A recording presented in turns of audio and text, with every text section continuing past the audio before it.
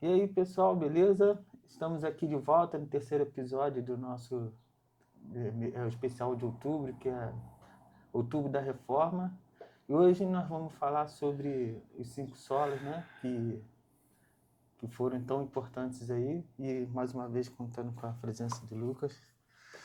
Então, Valeu. Lucas, a gente vai falar sobre os cinco solas, né? Sim. E explica pra gente o que é isso daí, como que é. Então, como a gente disse no episódio passado, né, a reforma de Lutero ela não foi definitiva em si mesmo, né? Você teve vários desdobramentos e foi assim um movimento que foi se espalhando por toda a Europa, na verdade, né? Você teve outros reformadores, não foi só Lutero, né? Então você tem, por exemplo, João Calvino, você tem Armínio, você tem até também menos Simmons, os anabatistas, né, o movimento anabatista, de certo modo também o rei Henrique VIII também poderíamos categorizar como reformadores, mas, por mais que a reforma do Henrique VIII tenha sido diferente, mas o que importa é que esse movimento continuou, perdurou por algum tempo. Então, quando os reformadores começaram a trazer as suas doutrinas e romper com a Igreja Católica, foi formulado esses princípios, esses cinco solas que se chamam, né? Que na verdade sola vem do latim somente, né? Então você tem as cinco solas que são os cinco somentes.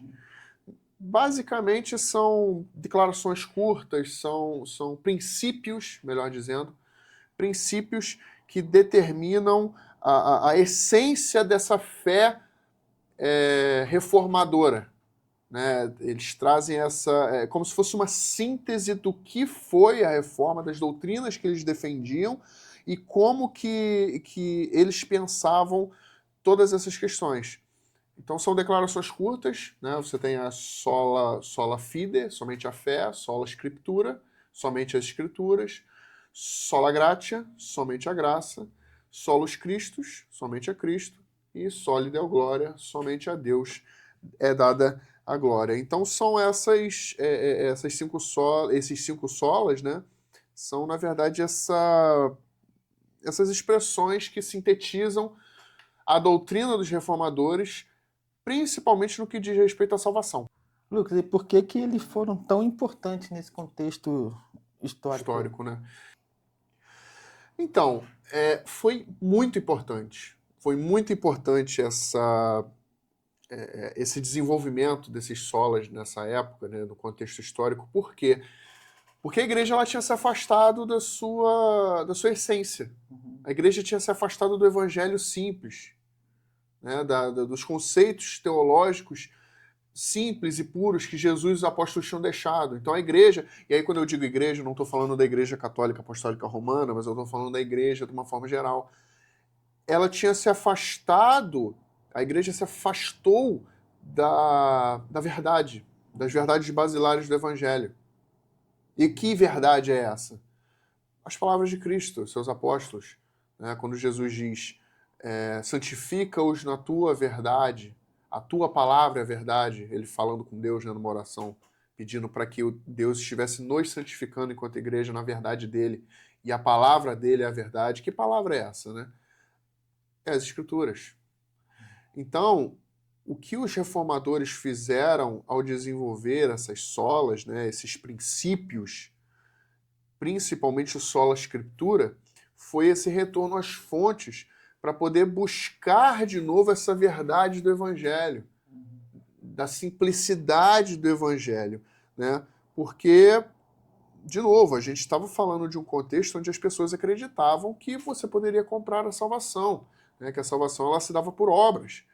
E aí vem os reformadores e dizem, não, a salvação não vem por obras. A salvação ela vem pela graça, por meio da fé. Paulo vai falar isso lá em Efésios. A salvação se dá pela graça, por meio da fé. Isso não vem de vós, é dom de Deus. Não é por obras para que ninguém se glorie. Então os reformadores estavam interessados em resgatar essas verdades do Evangelho. A verdade, e que verdade é essa? A verdade da palavra de Deus.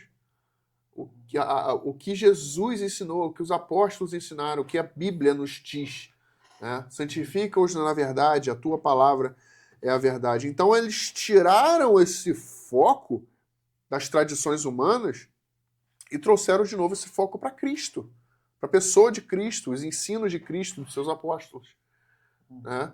Então eles resgatam essa verdade, né? Porque o próprio Jesus disse, né? Quer dizer, conhecereis a verdade e a verdade vos libertará. E que verdade é essa? É a palavra de Deus. Somente a palavra de Deus tem esse poder de nos libertar. Lucas, você pode explicar pra gente cada um dos solas por prática assim na nossa vida? Com certeza. Então vamos lá. Eram 5, né? São 5 solas, são 5 princípios que norteiam a teologia protestante. Né? O primeiro deles é a sola escritura. Somente as escrituras. Né? Então, na prática, o que isso quer dizer? Somente a Bíblia, que é a palavra de Deus, tem autoridade máxima no que diz respeito à fé e a práticas, a moral. Nós só ficamos com a Bíblia, basicamente é isso. A Bíblia é a única legisladora. A Bíblia ela é a única que define, como nós batistas dizemos, né, um dos nossos pilares é a Bíblia sendo a nossa única regra de fé e prática. Isso é um princípio dos batistas, né, que está lá na nossa declaração de doutrinária, declaração de fé doutrinária batista da Convenção Batista Brasileira. E ela nasce justamente desse sola, de somente as Escrituras. Então a Bíblia ela é a nossa autoridade máxima de fé e conduta. Esse é o primeiro sola. Até mesmo se a gente precisasse pegar, por exemplo, um versículo que tratasse sobre isso, a gente poderia pegar, por exemplo, 2 Timóteo 3,16 e 17, né, onde Paulo vai falar, principalmente 16, onde Paulo vai falar que toda a Escritura é inspirada por Deus e útil para o ensino, e dessa forma, através dessa Escritura, através da edificação que essa Escritura traz no coração do homem, ela capacita esse homem para toda boa obra. Então toda a Escritura é inspirada por Deus e útil para o ensino, para a repreensão, para capacitar o homem para toda boa obra. Então a Escritura ela é a nossa única regra de fé e prática. Esse é o primeiro sola. O segundo sola seria o sola fide, que é somente a fé. Diz que a salvação ela vem única e exclusivamente por meio da fé. Claro, né? Nós somos justificados pela fé, é o que vai dizer lá em Romanos. É justamente o texto que a gente falou na semana passada, né? Que foi Lutero lendo a carta de Paulo aos Romanos, ele descobre aquela verdade que diz que o justo viverá pela fé. Então, o segundo sola é o sola fide, somente a fé. Nós somos justificados única e exclusivamente por meio da fé. Que fé? Fé em quê? Fé em Jesus Cristo. Fé que Jesus Cristo veio e nos redimiu de todo o pecado. Fé que Jesus levou sobre si o nosso pecado na cruz do Calvário e hoje nos justifica diante de Deus. Justifica os nossos pecados diante de Deus. É essa fé que a gente está tratando. É a fé em Jesus Cristo. Somente a fé nos justifica. Nós somos justificados pela fé e não pelas obras. Porque o justo viverá pela fé. É o que diz lá em Romanos 1,17. O terceiro sola, né, é a sola gratia. Somente a graça. Basicamente diz que, na verdade, a graça dada por Deus, ela é esse favor imerecido. Né? Normalmente é essa definição que a gente coloca de graça. A graça é um favor imerecido, ou seja, a salvação, por meio da graça, ela é um presente imerecido dado por Deus para todos nós. Então nós somos salvos pela graça por meio da fé. É o que o texto de Efésios vai dizer. Efésios 2,8. Nós somos salvos pela graça. Pela graça sois salvos, mediante a fé. Isso não vem de vós. É dom de Deus. Ou seja, a graça, a fé, a salvação, ela não vem de nós. Ela é dom de Deus. Não vem, e ele continua, para que não houvesse dúvida. não vem por obras para que ninguém se glorie. Então a salvação ela é única e exclusivamente pela graça, por meio da fé. Então você vai ver como é que cada um dos solas, um é ligado ao outro. Uhum. Né? Eles não são independentes, eles não são doutrinas independentes. Eles são uma linha de pensamento. Então você tem a sola escritura, que nos apresenta todas essas coisas, você tem o sola fide, que é a sola, somente a fé justifica o homem, o justo viverá pela fé. Somente a graça salva o homem, mediante a fé. Nada do que nós fazemos pode comprar essa graça. Né? Então, só nisso, só nesse texto, que pela graça sois salvos, já cai o conceito de indulgência que Lutero combateu, né? A fé também. E aí depois a gente tem os outros dois, que são solos Christus e soli Deo Gloria. O solos Christus basicamente diz que Cristo é o único mediador entre Deus e os homens. Isso está lá em 1 Timóteo 2,5, que diz que só há um Deus e um só mediador entre Deus e os homens, a saber, Cristo Jesus, o nosso Senhor. Então Cristo é o único que media Deus e os homens. Então quando nós oramos, por isso que nós oramos em nome de Jesus. Quando nós oramos, quem media, quem faz esse meio de campo? É como se tivesse um abismo. Deus está de um lado desse abismo e o homem está do outro. Não tem uma forma do homem ir até Deus. O que faz? O que Deus faz? Deus toma a iniciativa. Ele manda Jesus Cristo para fazer como se fosse uma ponte entre esses dois lados desse abismo. De modo que através dessa nova ponte, esse novo caminho, a saber, Jesus Cristo, o homem ele pode novamente se chegar até Deus. Então, Jesus é o único mediador entre Deus e os homens. Por isso que nós oramos a Cristo, em nome de Jesus.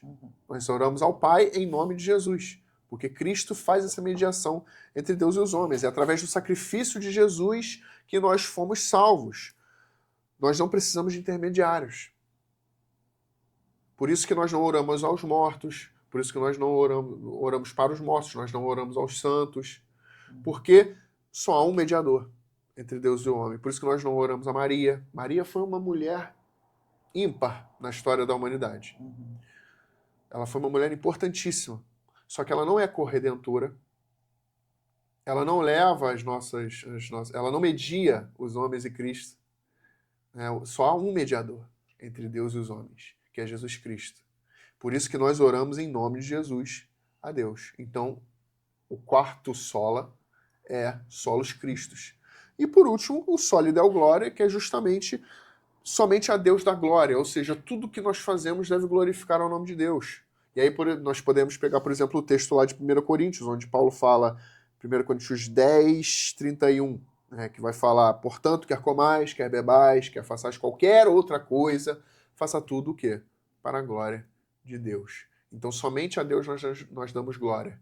Nós não damos glória a homens, nós não damos glória a criaturas, a pessoas, nós só damos glória a Deus. Então, tudo aquilo que nós somos, tudo aquilo que nós fazemos, tudo isso deve girar em torno de glorificar ao nome de Deus. A vida cristã ela não gira em torno de nós, de fazer coisas para nós mesmos, para nós nos sentirmos bem. Não, tudo que nós fazemos, nós devemos fazer para Ele, para a glória dEle.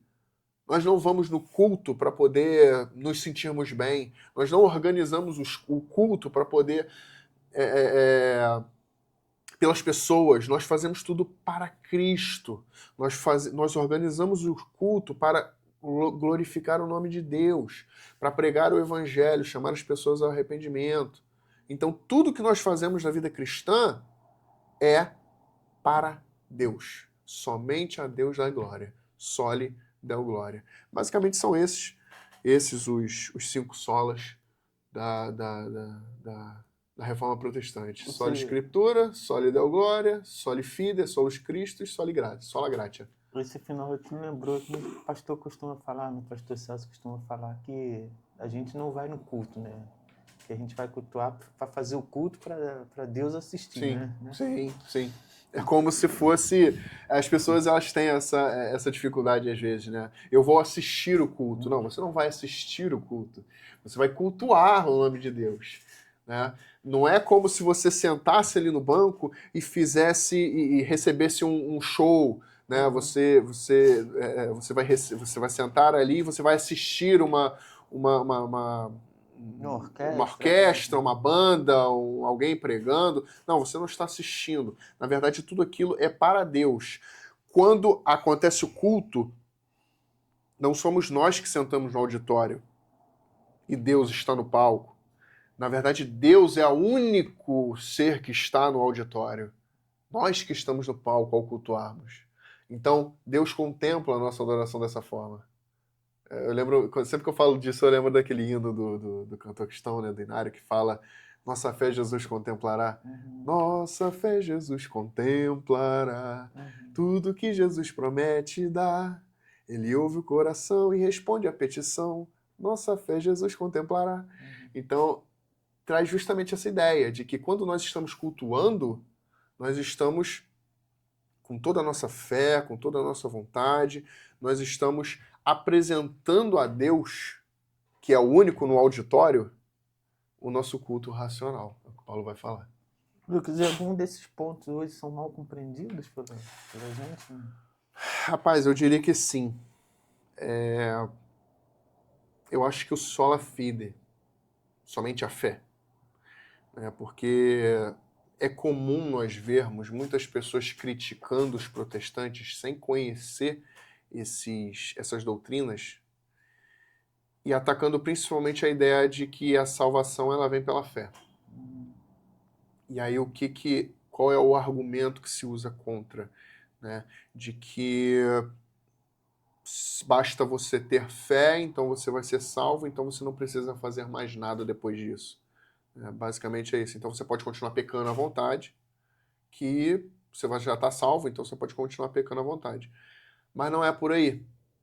O coração de um salvo, o coração de alguém que se arrependeu, que é salvo, que creu em Cristo, ele não tem só essa fé vazia. A vida dele é transformada completamente. Então ele vive em constante arrependimento. Ele vive em constante mudança. Ele reconhece os seus pecados. Essa fé que conduz à salvação é uma fé transformadora. Então você vai falar, beleza, então por meio da fé, por meio da graça, sois salvos mediante a fé. Isso não vem de vós, é dom de Deus. Não vem por obras para que ninguém se glorie. Então não preciso apresentar obra nenhuma? Não, não é isso. Tiago vai dizer isso lá na epístola dele. Vai falar assim, porque a fé sem obras é uma fé morta. Então, qual que é a ideia dele? Que a salvação ela vem pelas obras? Não, mas uma fé verdadeira, uma fé de verdade, uma pessoa que foi alcançada pela graça, que é salva de fato, que teve o seu coração regenerado, ela automaticamente busca fazer boas obras. Então as obras evidenciam um coração transformado. As boas obras evidenciam a salvação. Elas não são a responsável pela salvação. A responsável pela salvação é a graça, por meio da fé. Só que um coração transformado que foi alcançado por essa graça por meio da fé, ele faz boas obras. Então as boas obras, elas são uma forma de externalizar um coração arrependido. Uma pessoa que foi salva, de verdade. E o que os 5 solas nos ensinam sobre viver uma fé equilibrada? Eu acho que, assim, uma vida equilibrada, de uma forma geral, uma vida cristã equilibrada, ela é uma vida pautada na palavra de Deus. Porque não importa o que o mundo diz, não importa o que as pessoas dizem, o que importa é o que Deus diz. Então, o que Deus diz? Como ele se comunica a nós, através da sua palavra. Então, uma vida equilibrada é uma vida pautada nas Escrituras. É uma vida firmada na palavra de Deus. E para nós termos uma vida pautada na palavra de Deus, firmada, ela precisa ser movida pela fé e pela graça. Então, os 5 solas, eles estão em todos os pontos da nossa vida cristã, por essa perspectiva, né? Senão a gente cai no legalismo, a gente cai na religiosidade vazia, basicamente. Se nós não tivermos uma vida pautada na palavra de Deus, né, movida pela fé, a gente cai em legalismo, a gente cai em religiosidades vazias. A religiosidade em si, ela não salva ninguém. Claro, tem espaço também para religiosidade, né? Porque hoje em dia está na moda as pessoas baterem em religiosidade, né? Então, assim, eu não bato na religiosidade. E aí, quando eu digo religiosidade, eu estou falando daquela série de condutas individuais que cada pessoa tem.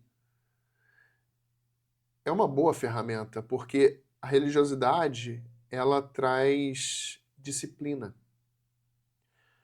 A religiosidade em si não é um problema. Você ter disciplina na sua vida espiritual é uma coisa muito boa. Muito boa. O problema é, se você não tiver um coração transformado em primeiro lugar, não adianta nada você ter essa disciplina, não adianta nada você ter essa conduta. Não adianta nada você ter essa religiosidade. Uma vida equilibrada, né? Para você ter uma vida equilibrada, você precisa ter uma vida pautada nas escrituras movida por fé.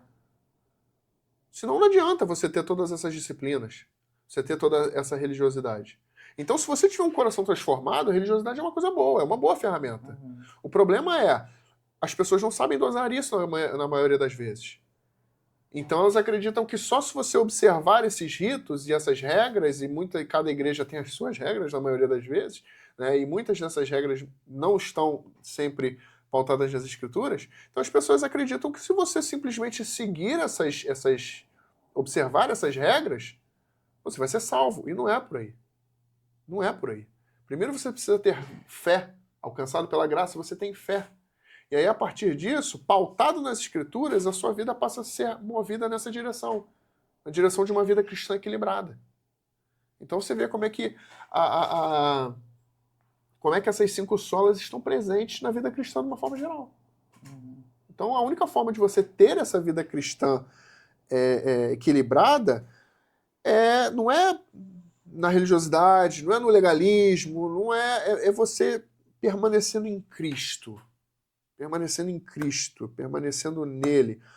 Porque somente em Cristo, né? E aí Cristo, né, no centro da vontade de Deus, ele recebendo essa glória que nós damos até ele, através disso é que nós conseguimos ter uma vida equilibrada, uma vida conduzida, movida por fé, movida por graça, pautada no que as escrituras dizem que nós devemos fazer. Então, voltando à sua pergunta, o que os 5 solas nos ensinam? Né? Como é que nós podemos usá-los para ter uma fé equilibrada? Ter a nossa vida pautada nas escrituras e movida pela fé e pela graça. Caminhando em direção ao objetivo, caminhando em direção a Cristo sempre. Eu acho que hoje, mediante o que a gente falou nesse episódio, a gente vê que muita gente segue muito esses líderes religiosos que tem por aí, porque não tem conhecimento sobre até isso mesmo, sobre os 5 solas, né? Sim, sim. Eu acho que se tivesse um pouco mais de conhecimento, lesse um pouco mais, soubesse mais sobre isso, acho que mudaria muito a visão de muita gente, né? Por isso que Jesus diz, né? Conhecereis a verdade e ela vos libertará. Exatamente. Esse texto é um texto muito poderoso, muito forte. Né? E se nós pudéssemos resumir toda essa conversa em alguns textos bíblicos, eu diria esse. Né? Conhecereis a verdade e ela vos libertará. Permanecei, lá em João, Jesus falando, permanecei na verdade, a tua palavra é a verdade. Outro, Efésios, pela graça sois salvos, mediante a fé. Isso não vem de vós, é dom de Deus. Não vem por obras, para que ninguém se glorie. E toda a escritura é inspirada por Deus e útil para o ensino, para a repreensão e para a condução do homem. Se eu pudesse resumir toda essa conversa nesses versículos, eu traria esses versículos. Mas principalmente o de Efésios. Pela graça sois salvos, mediante a fé. E isso não vem de vós. É dom de Deus. Não vem por obras, para que ninguém se glorie. Então é isso, Lucas. Fechamos mais um episódio. No próximo episódio, no 4º episódio, nós vamos falar sobre como a reforma hoje, como está sendo hoje no mundo atual, né? Em 2025. Tá? Valeu. Valeu, Obrigado. obrigado. Tá?